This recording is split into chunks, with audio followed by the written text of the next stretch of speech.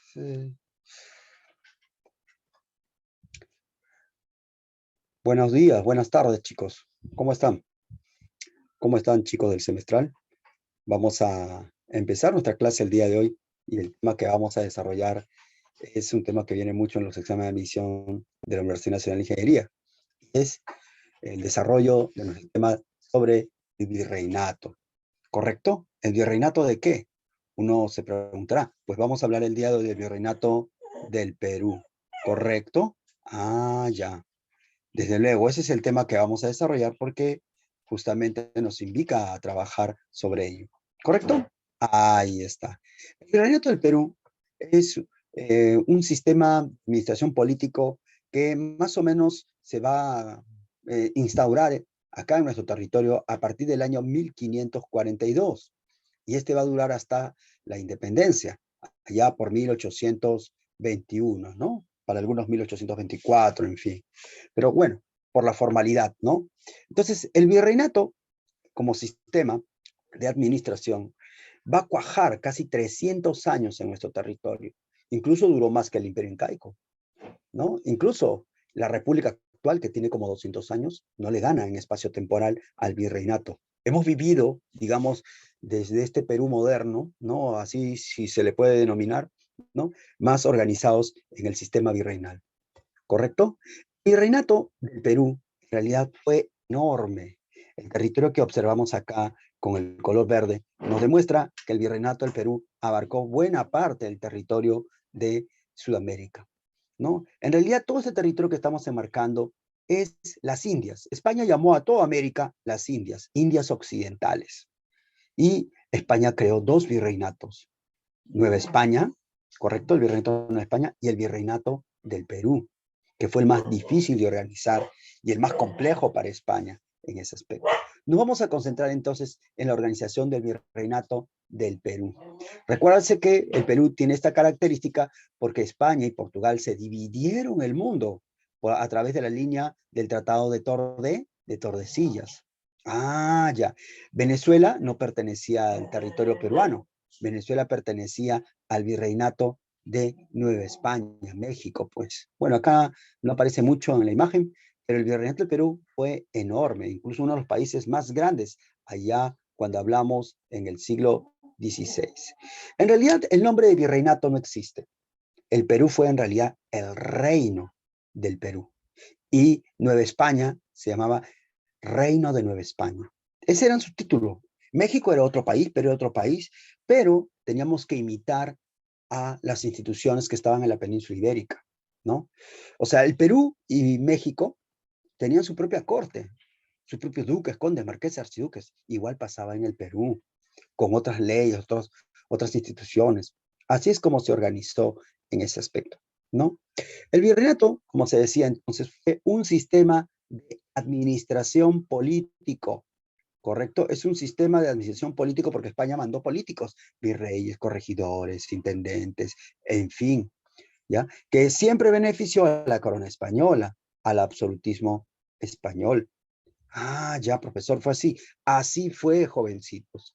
Tengan en cuenta justamente ello, ¿no? Y acá, todo lo que España envió se obedecía a lo largo de nuestro territorio. Miren, enorme territorio desde Panamá hasta Tierra del Fuego, ¿no? Una parte del territorio amazónico, como estás viendo. Entonces, ahí vemos nosotros, ¿correcto? ¿Y quién creó el virreinato? El virreinato de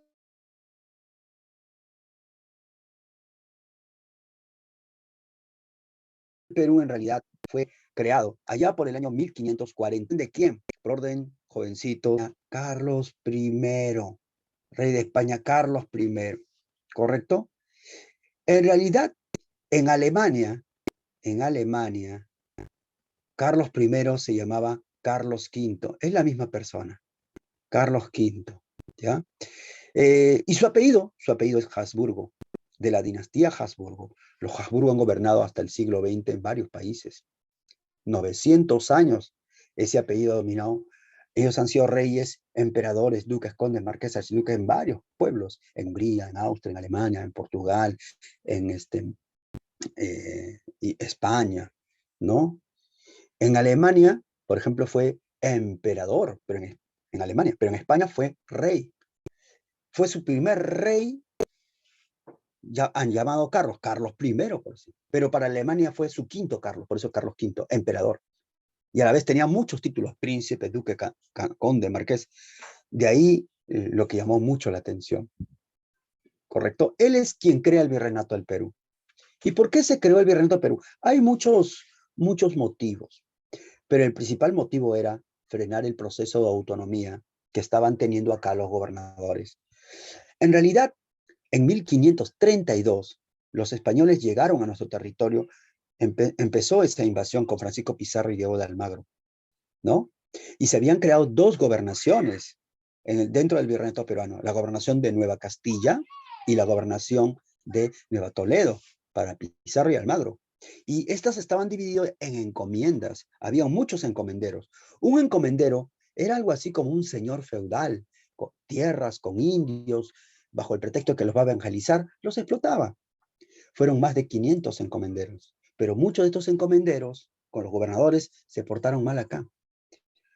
Maltrataron al indio, ¿no? Lo masacraron.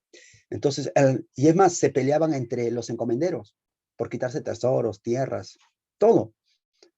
Es que el perfil de los encomenderos y de los gobernadores era un perfil en realidad de gente de baja calaña, asesinos, violadores, estafadores. De la noche a la mañana se convirtieron de mendigos a millonarios y no tenían porte para comportarse. Muchos de ellos en realidad explotaban al indio, ¿no? Ese fue el pretexto que usa el rey para quitarle sus tierras, quitarle sus tesoros. Ellos desde luego no lo aceptaron. Se enfrentaron a la corona española. Casi 20 años de lucha contra el rey de España, porque se creó el virreinato del Perú, imagínate, ¿no? Al final el rey ganó, de todas maneras. Ah, ya, no fue fácil, porque los encomenderos, aquí están, se opusieron a la creación del virreinato del Perú. El rey no me va a robar lo que yo con tanto esfuerzo he robado, por decirlo de alguna forma, ¿no? Al final, miren, como hemos visto, los encomenderos mataron al primer virrey del Perú, Blasco Núñez de Vela. Así es, correcto.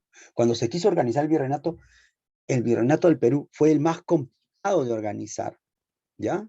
Aquí está, en la colonia, los gobernadores Pizarro y Almagrita se sacaron la mugre. Los pizarristas triunfaron, los almagristas fueron derrotados. Más adelante la lucha fue entre el almagrista, el hijo de Diego de Almagro, Almagro el Mozo, contra el visitador eh, eh, Cristóbal Vaca de Castro. Cristóbal Vaca de Castro derrotó a Almagro el Mozo. Luego, él trajo el documento de las nuevas leyes de Indias que creaban el virreinato del Perú. Con este documento se creó el virreinato del Perú. Pero luego los encomenderos se rebelaron, liderados por Gonzalo Pizarro. Cuando llegó el primer virrey lo mataron. No fue fácil. Uy, más adelante incluso vino la rebelión de los insatisfechos, otros encomenderos con Granada y Girón. No fue fácil, ¿no? Entonces, es terrible. Los encomenderos siempre lucharon contra la corona, pero al final fueron derrotados. ¿Por qué? Para la corona fue algo, digamos, complejo, pero a la vez también fácil de entender. Lo que pasa, la única forma de derrotar a estos maleaditos encomenderos era negociando con cada uno de ellos. No es que eran asesinos, violadores, te ponías poder, eran como mafiosos. A ver cuánto me das, qué puedo obtener. Esa era la idea. Y es así como, por ejemplo, el pacificador Pedro Lagasca logró convencer a los encomenderos. Así, entre ellos se traicionaban. Entre estos gente se traicionaron y lo perdieron todo. Al final el rey pudo consolidar su presencia acá con la creación del virreinato. Pero el segundo virrey que llegó después, ¿no? Murió. Hurtado de Mendoza también, su hijo se fue. El cuarto virrey muere, el conde de la Nieva, muere también, ¿no? Tuvo que llegar recién el quinto virrey del Perú, Francisco de Toledo, que ahí tenemos en imagen, para organizar el virreinato. Con él se llevarán a cabo las famosas reformas toledanas. Ah, ya, profesor. ¿Ya? Aquí tenemos entonces nosotros al famoso Francisco de Toledo. Francisco, ¿no? Su nombre completo, Francisco Alba de Toledo. Francisco de Toledo. Ahí está, ¿no? Marqués de Oropesa. Wow. Entonces, lo tenemos acá. Quinto virrey del Perú. El quinto virrey. quinto virrey del Perú. Ah, ya. Es considerado como el organizador de nuestro país. Correcto, estuvo como 16 años acá organizando el territorio peruano. Se dio todo un recorrido desde lo que hoy llamaríamos Colombia hasta Chile, Argentina, pasando lo que hoy sería Ecuador, Perú, Bolivia. Cómo organizó y vio la realidad. Y en función de esa realidad, tomó medidas, hizo reformas. Por ejemplo, creó el famoso tributo indígena a favor del rey, a favor de la corona. Así es. Los indios no eran esclavos, los indios eran súbditos, hombres libres, pero tutoriados, cuidados, vigilados por el rey, que deben ser cristianizados. El indio no es esclavo. Entonces, como eres un hombre libre, entre comillas, el indio es hombre libre, que va a ser cuidado por el rey, como el rey te cuida, te protege, tú eres ahora su súbdito y tienes que pagar un tributo, tributo indígena. Ese es, y se pagaba en moneda, te pagaba en moneda, ¿no?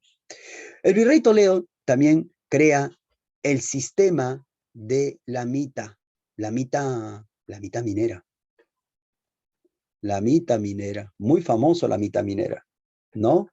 Todo indio mayor de 18 años tiene que trabajar en la mita, ¿correcto? La mita minera es un sistema de explotación que nace con él y de aquí en adelante, a través de los siglos que vendrán, se va a imponer. Perjudicó al indio. ¿Cuánta gente va a morir ahí? Fue el virrey Toledo también que para aumentar la productividad de las minas de Huancavelica, ¿no? Logra implantar el método de la amalgamación. Así, la amalgamación se hace con mercurio. Con mercurio. ¿Qué es eso? La amalgamación o el método de la amalgama fue un descubrimiento español por el cual con el mercurio, si tú quieres tener plata pura, este mineral que es polimetálico, viene con otros, al poner este líquido, en realidad separas los otros minerales de la plata, dejando plata pura. Esto hizo España muy rico, un método español. Así verdaderamente nace la minería. España fue el creador de la minería a nivel mundial, como lo conocemos el día de hoy, porque antes eran vetas pequeñas. Ah, ya. ¿Y de dónde? Entonces, ¿de dónde sacaba mercurio? El mercurio se traía de Almudena, en España, pero la primera mina de mercurio que se encontró en América estuvo en Huancavelica. ¿Te das cuenta? Ah, ya. Fue el virrey Toledo quien logra su, digamos, control, ¿no? Y su inicio, pues, de producción. A nivel social, logró realizar uno de los primeros censos de ese entonces, ¿no? Y por lo menos, pues, la población tenía casi 1 millón de habitantes. El primer censo de población indígena, ¿no? Es polémico, en realidad, porque algunos dicen que el poblador indígena de América fue enorme, ¿no? En realidad no hay consensos. Algunos estiman que la población de América tuvo más de 90 millones de habitantes. Otros dicen que seguramente tuvo unos 20 o 15 millones de habitantes mínimo, ¿no? O sea, no hay consenso. ¿Tú crees que la población fue 20 millones? Otros dicen no, 90. Ya, en función de eso, dice que murieron. Los que exageran dicen, uy, hubo una hecatombe terrible, ¿no? Lo cual yo sí creo que hubo una hecatombe, pero yo dudo personalmente que no creo que llegue a 90 millones. Puede ser 20 aproximadamente millones los habitantes de América y a partir de ahí se reduce. La población del Perú pudo haber tenido entre 3 a 5 millones de habitantes, la población del Tahuantinsuyo. Acá manejamos la de 10 millones de habitantes. En México puede ser que haya tenido pues una población de 5 millones a 7 millones, ¿no? Para ellos es 15 millones de habitantes. En fin, ¿no? La cuestión es que la población se redujo. Y Toledo lo va a demostrar cuando se realice el censo, el primer empadronamiento, ¿no? Ahora, como ya se estaba cobrando el tributo indígena, se estaba evangelizando, había que mejorar la recaudación, había que mejorar la evangelización, ¿no? La mejor selección de la fuerza laboral que vaya a la mita minera, por ejemplo. Y es por eso que se crean las famosas reducciones, o también llamado pueblos de indios, pueblos de indios. En el Perú antiguo, el Ayu fue la base social. El Ayu era una población, un grupo colectivo de unos 500, 600 o 1000 personas. Mientras más integrantes, mejor. Toledo ordenó que se uniese 2, 3, 4, 5 Ayus para formar pueblos de indios. Los redujeron a uno solo. De ahí viene el nombre de reducción. Toledo los creó.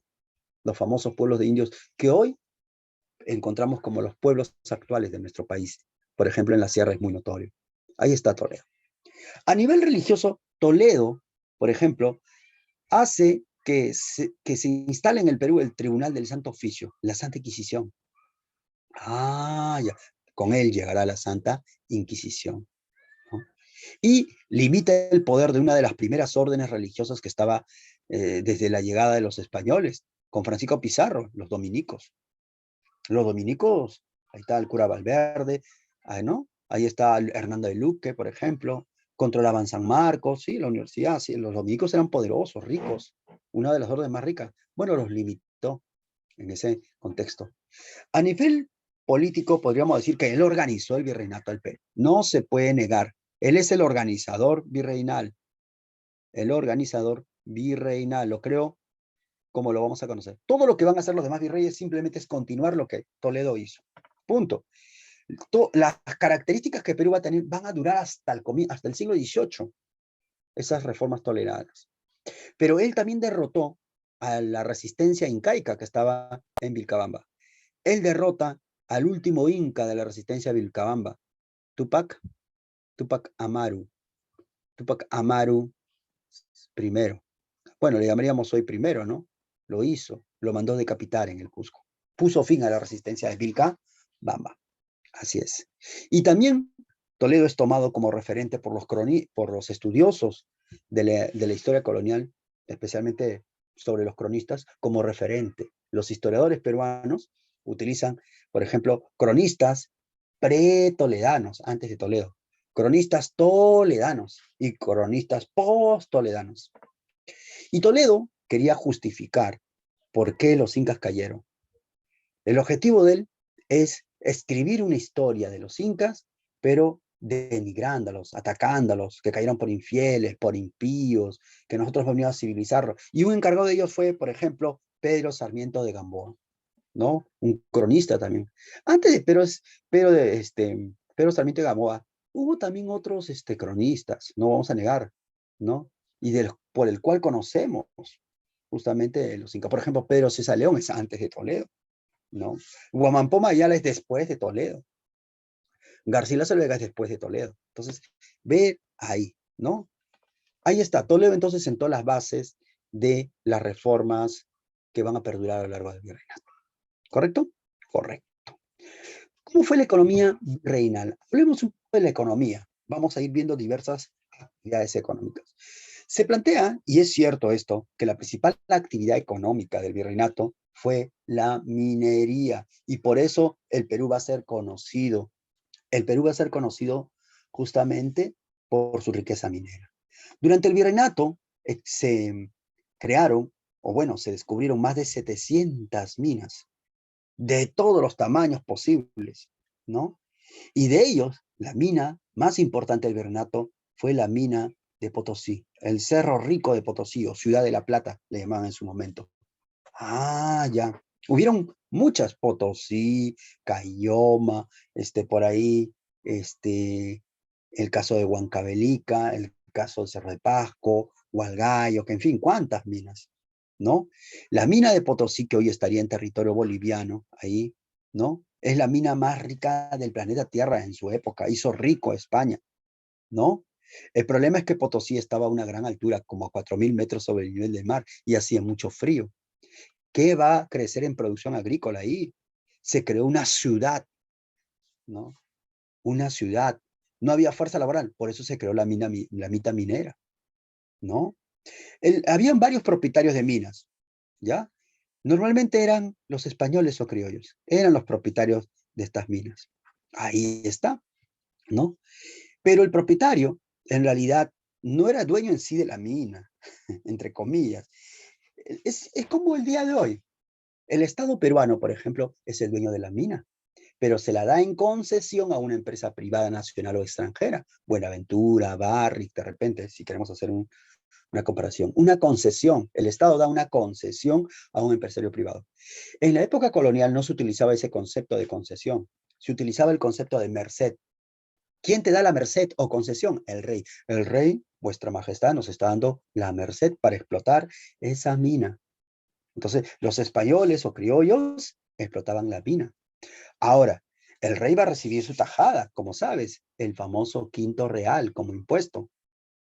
El quinto real era la quinta parte del 100%, el 20% de los metales preciosos que puedan salir, ¿no?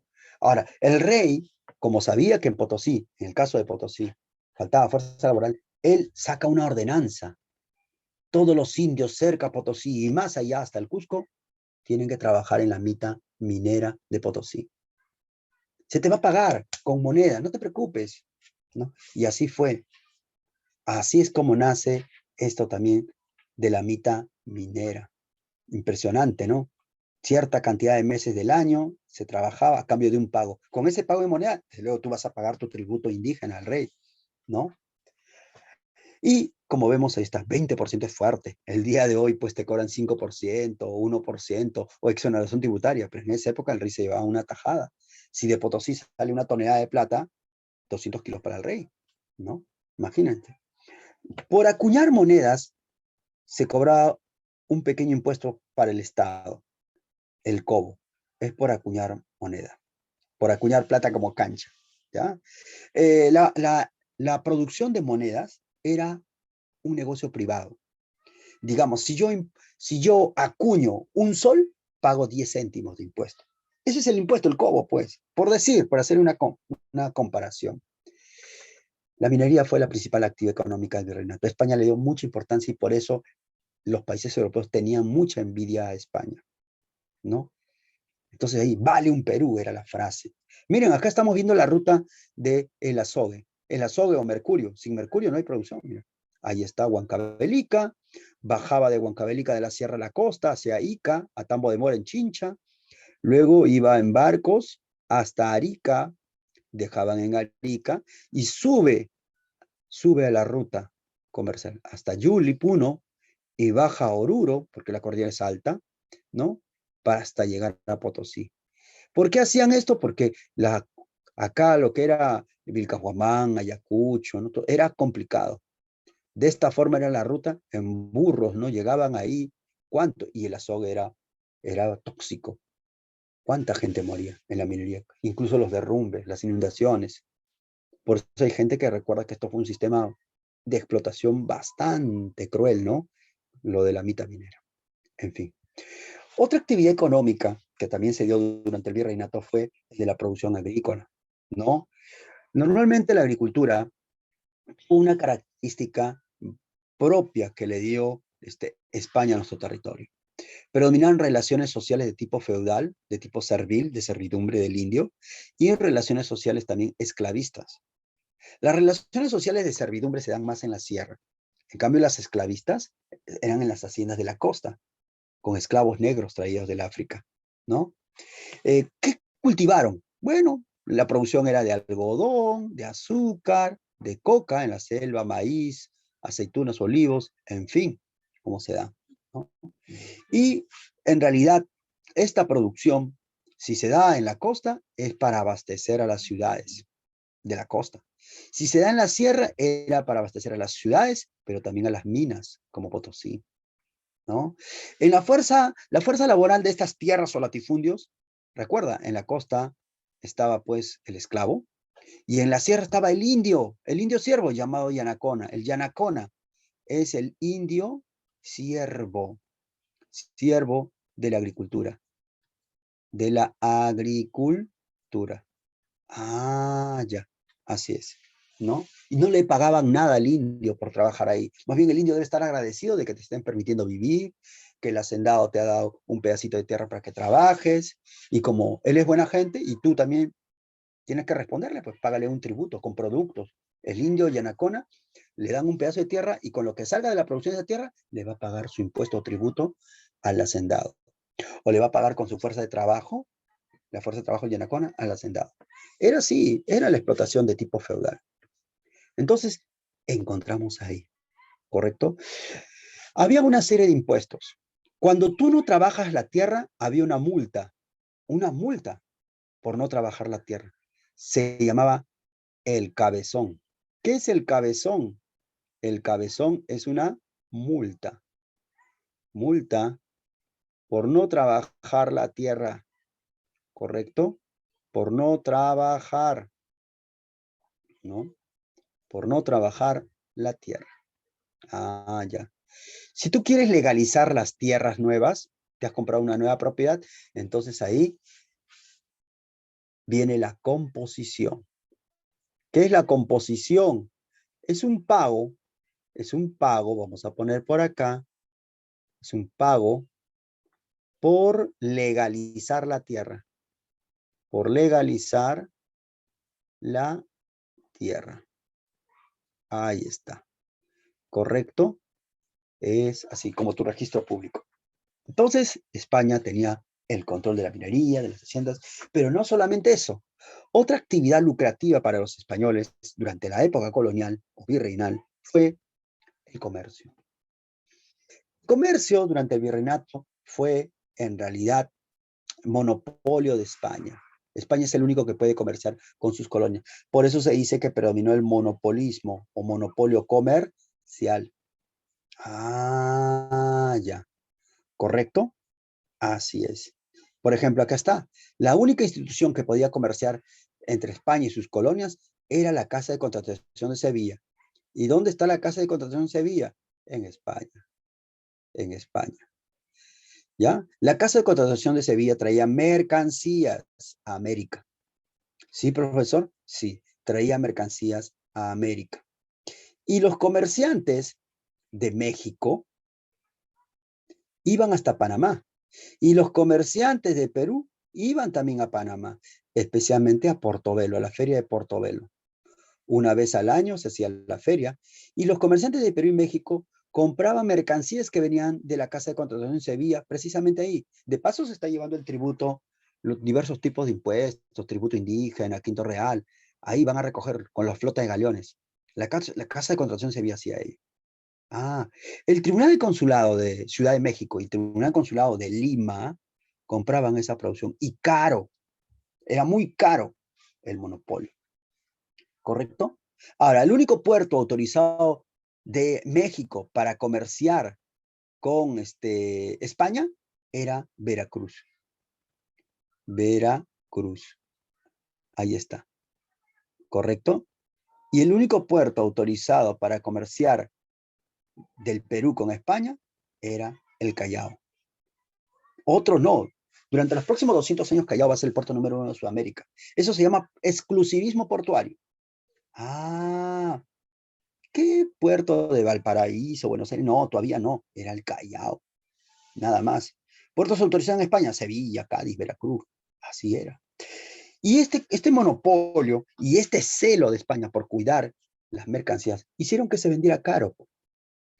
Producto que llegaba, por ejemplo, a Portobelo ya era caro. Lo revendían en el Perú, en Lima, a Quito, a Charcas, a Chile, a Buenos Aires. Era carísimo. Se multiplican al doble, el triple, cuádruple. Carísimo.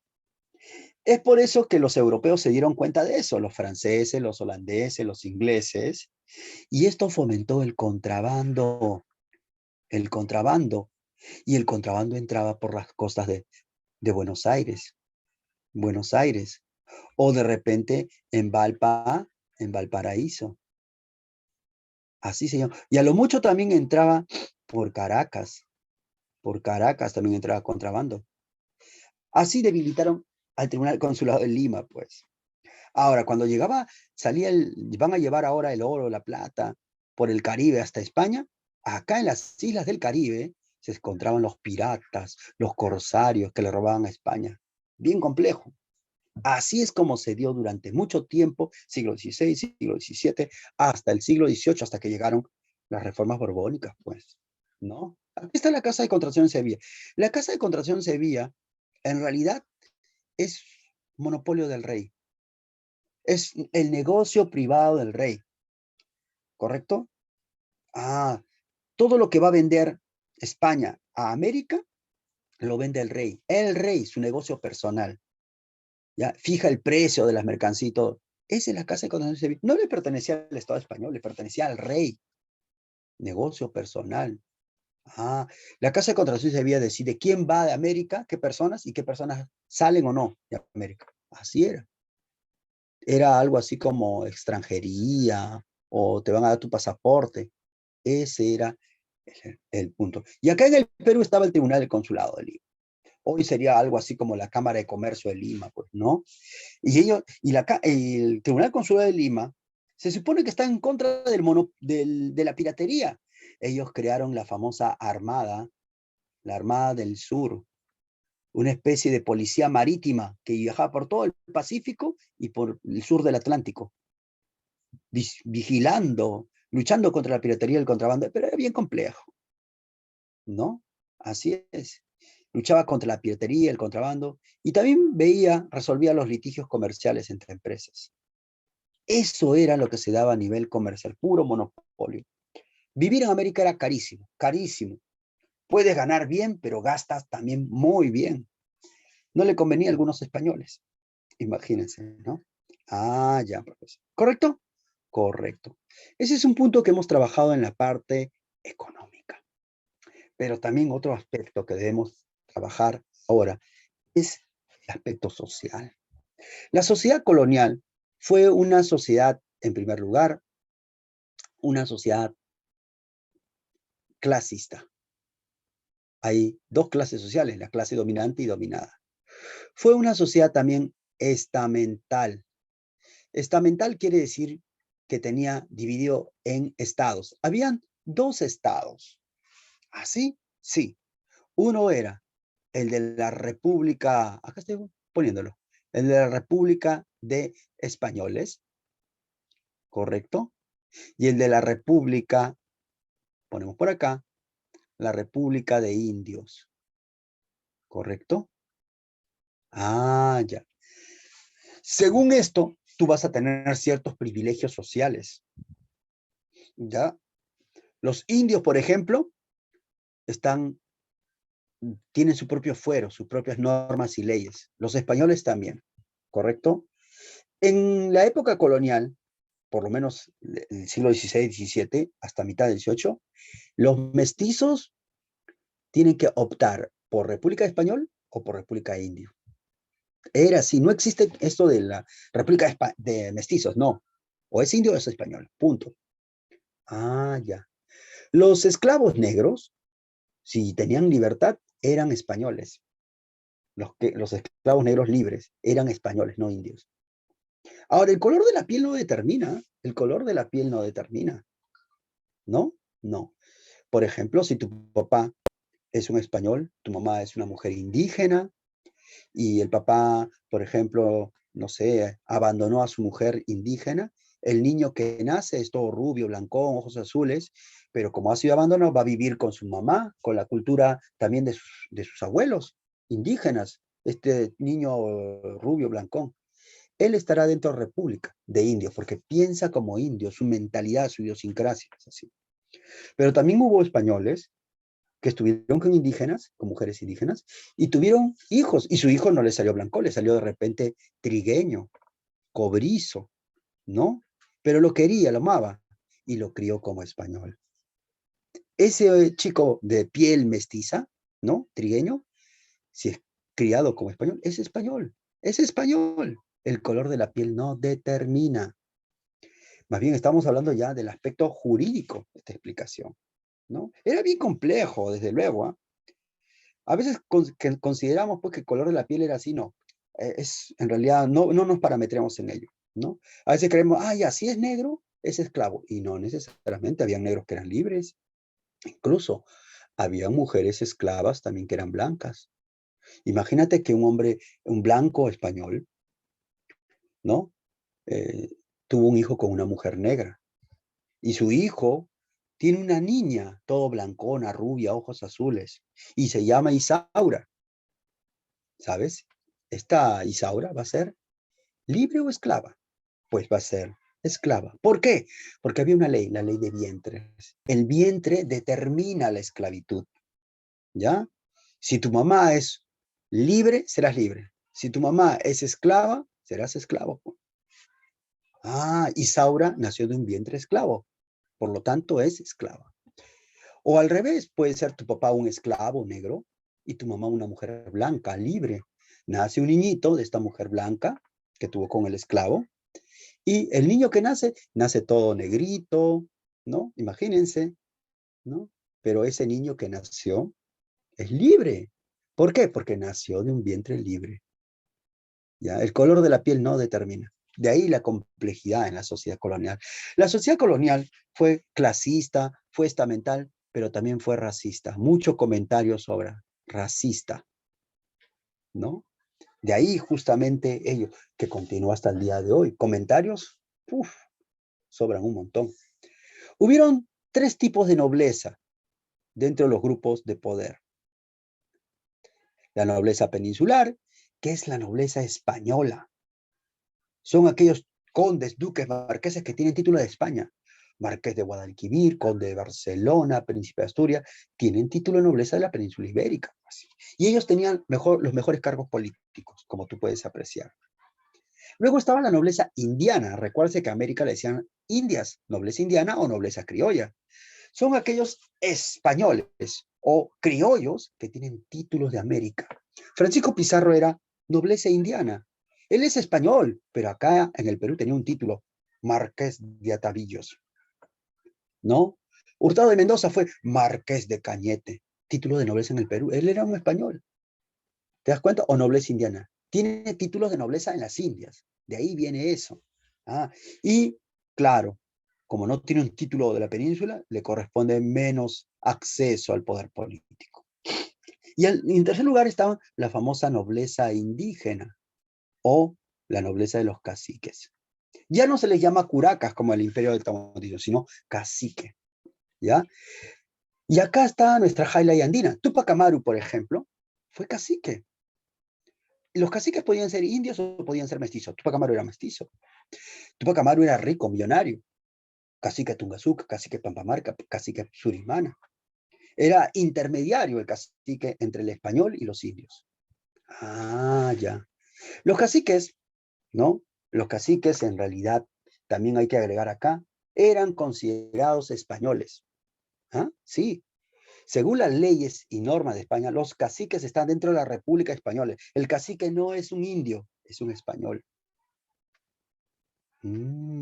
¿Verdad? Cuando Tupac Amaru se rebeló, estábamos leyendo algunas investigaciones de Alberto Flores Galindo, cuando Tupac Amaru se rebeló y terminó derrotado, fue detenido con más de 80 españoles, dice ahí. Pero hay que poner entre comillas 80 españoles. ¿Por qué? Porque el español, los españoles que lo habían detenido, que fueron con él, eran caciques. ¿Y qué es un cacique? Un español. Más de 80 españoles. O sea, no hay que tomarlo literalmente, ¿no? Hay que interpretar quiénes eran los que acompañaban a Tupac Amaru. Y cada cacique tenía miles de indios, pues. Entonces, de ahí está. Ellos son sectores de la clase privilegiada, dominante. Había un sector medio, ¿no? Pero también dominado. En todo caso, estaban los criollos sin título nobiliario, con pequeños comerciantes, artesanos. Y acá hay un montón. Está el trapichero, que molía con su trapiche la caña de azúcar, yo tenía cañazo. Está el pulpero es el que trabaja en el mercado, en las pulperías o mercados, ¿no? El vendedor en el mercado. Estaba, por ejemplo, el mercachifle.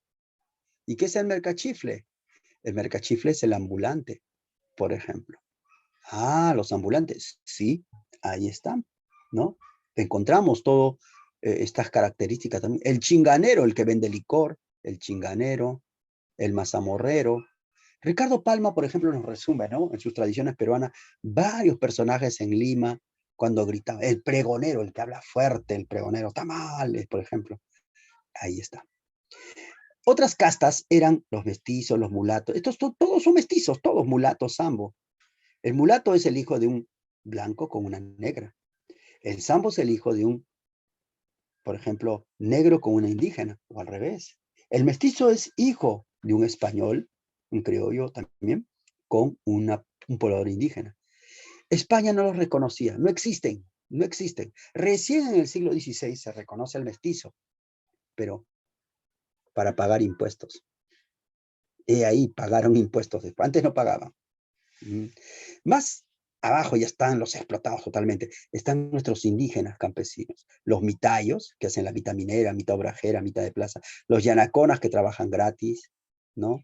Están los indios forasteros que se escapaban para no pagar, van de pueblito en pueblito.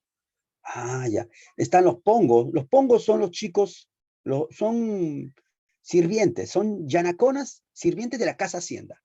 En cambio, el yanacones en sí es de la agricultura. El pongo es el criado de la casa hacienda. Y así. Y abajo están los esclavos, ¿no? Mayormente africanos y sus descendientes. Los españoles eran muy racistas. Tenían hasta 36 categorías de intensidad de color negro. Ahí está, pues, y de todo tipo, ¿no? Ya hemos hablado de mulato, de sambo, pero también estaba el segundón, tercerón, cuarterón, quinterón, salto para atrás, tente en el aire, el te reviento, no te entiendo, el saca al agua. Era muy complejo, ¿no? El definir el color de piel, el racismo era así.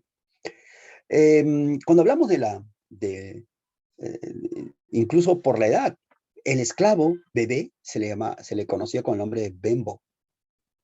Al que es niño se le conoce como muleque. Al que es adolescente, esclavo adolescente, mulecón. Si es adulto, se le dice mandingo o semental. Ah, ya. Ese es el más fuerte, musculoso. Pero si es una persona adulta, pero no es fuerte, musculoso, sino es normal, más o menos, ¿no? Se le dice calimba. Y si ya es anciano, viejito, se le dice costal de huesos o palangana, ¿no? Era muy complejo esto de la sociedad. Muchos esclavos escapaban, fugaban. El fugitivo, ¿no? Vamos a poner por acá, el fugitivo es conocido también como cimarrón, el cimarrón, ¿correcto? Ah, ya, profesor. Los cimarrones son los fugitivos, ¿ya? Y normalmente luchaban por su libertad. Y si 2, 3 cimarrones se encuentran, muchas veces se dedicaban a robar, a saltar en los caminos, pues, ¿no? Incluso formaban sus pueblos. Los pueblos de cimarrones se les conoce con el nombre de palenques. Acá en Lima nada más, por ejemplo, existieron muchos palenques. En Bocanegra, acá lo que hoy sería el Callao, ¿no? En Huachipa, por ejemplo.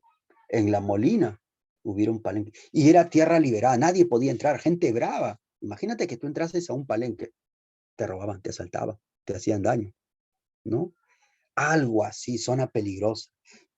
Ni los españoles entraban a un palenque porque ya sabían que eran bravos. Solo entraban cuando había un robo, un asesinato, algo podían averiguar en el palenque, pero era gente fuerte, pues. Eso fue la sociedad virreinal, una sociedad racista, por el color de la piel te miran, y el racismo todavía continúa hasta nuestros días, ¿no? No se puede eliminar. Comentarios sobran en nuestro país. Y un último punto también que tenemos que desarrollar es el de la sociedad colonial, ¿no? La parte política, la parte política, ¿correcto? En realidad, tenemos que ver acá con dos ópticas, porque habían autoridades que estaban en España, en la metrópoli, que controlaban el virreinato de Perú. Y acá en el Perú habían las autoridades que obedecían a esas autoridades que estaban en España, las autoridades coloniales. Dos tipos de autoridades, las metropolitanas y las coloniales. Ah, ya, profesor. Las autoridades, por ejemplo, metropolitanas que están en España, están representadas a través de la figura del rey. El rey es la principal autoridad, el monarca, ¿correcto? El Perú fue gobernado por dos dinastías. A partir del siglo XVI fue gobernado por la dinastía de los Habsburgo, ¿no? El primer Habsburgo fue Felipe I, o Felipe el Hermoso, esposo de Juana la Loca. Después su hijo, ahí está, Carlos I. Después vendrá Felipe II, después Felipe III, Felipe IV y Carlos II. Carlos II fue el último rey de apellido Habsburgo, murió en el año 1700, sin descendencia, no tuvo hijos, fue estéril, ¿no? En los libros aparece como Carlos el Impotente. Al no tener hijos, su sobrino nieto, ¿no? Felipe de Anjou, conde de Anjou, de apellido Borbón, va a ser rey de España. Desde luego que hubo una guerra de sucesión entre los Habsburgos, que eran de origen austriaco, con los Borbones, que eran de origen francés. Ganaron los Borbones. La dinastía Borbón controlará ahora las colonias. Hasta el día de hoy España es controlado, es dirigido por alguien de apellido Borbón. Hasta hoy, ¿no? El primer rey Borbón fue Felipe V. Después ya vendrán otros reyes así. En la actualidad España es dirigido por el rey Felipe VI, imagínate. Han pasado como 300 años para tener un nuevo Felipe. Entonces, el rey tiene poder absoluto, ¿correcto? Y él solamente puede dirigirse al Papa directamente, ¿no? La Iglesia, con el Papa, le dan soporte ideológico a la administración colonial, su autoridad y su prestigio. Ahora, el rey tiene un negocio personal, se llama controla la casa de contratación de Sevilla. ¿Se acuerdan? Ah, ya. Ella controla el sistema de flotas y galeones, ¿no? La formación de cartógrafos, navegantes a través de universidades, decide quién va a ir a América, quién no, negocio personal del rey. Y ahora, quien se encarga de administrar América, había un ministerio de América, de las Américas, el famoso Consejo de Indias. Acuérdense que Indias es el nombre de América en ese entonces. Administra Perú y México, ¿no? El Consejo de Indias se encarga de elaborar leyes para las Indias, administra las Indias o colonias, y realiza un juicio a las autoridades políticas que estuvieron en América, a los virreyes, corregidores, oidores, cualquier autoridad tenía que ir a un juicio de residencia. Acá se le acusa si robó, si estafó, qué es lo que hizo. Era habitual normalmente ahí. Ahora, España mandaba pues unas autoridades de manera silenciosa, ¿no? Callada, observador, los famosos visitadores. ¿Así? Sí, los visitadores. Los visitadores controlaban, pero bueno, callados nada más, sin decir nada, a las autoridades coloniales. Algunos se dieron a conocer, pero los visitadores, ¿no? Inspeccionaban todo lo que pasa en América y escribían sus informes al Consejo de Indias. ¿Qué te parece? ¿Correcto? Ya. El visitador incluso tenía más poder que los virreyes. Ahí tenemos, por ejemplo, ya en las autoridades coloniales, al famoso virrey. El Perú tuvo 40 virreyes, 40 virreyes. Es el capitán, ¿no? del ejército, es la máxima autoridad. Se le dice virrey, es como un rey acá. Lo que pasa es que el rey de España no podía estar acá y manda a su segundo al mando, al virrey, ¿no? Nada más. Él nombra autoridades religiosas con el vicepatronato, porque el rey español lo autorizó y la Iglesia Católica, controla los ejércitos, 40 virreyes. El primer virrey del Perú, Blasco Núñez de Velao, ¿no? El último virrey, José de la Serna. El mejor virrey, Francisco de Toledo, por tener algún referente en ese aspecto. Debajo del virrey está la audiencia, el poder judicial de la época, la Real Audiencia. Colabora con el virrey, ¿correcto? Ah, ya. Y si el virrey se muere, gobiernan en ausencia del virrey. Gobierna en ausencia de virrey. Hasta que España envíe un nuevo virrey, ellos van a gobernar. Así es. De paso, si hay un virrey que está enfermo, va a morir, elabora el pliego de mortaja. Le ayudan al virrey a elaborar el pliego de mortaja, ¿no? Dándole consejos al rey, por favor, no nombre a tal persona o nombre a tal persona, confíen en él.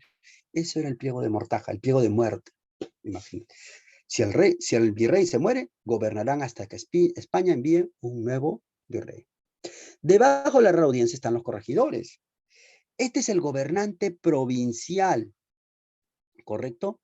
Ah, ya. Yo diría autoridad de más que de un distrito, no. Distrito no.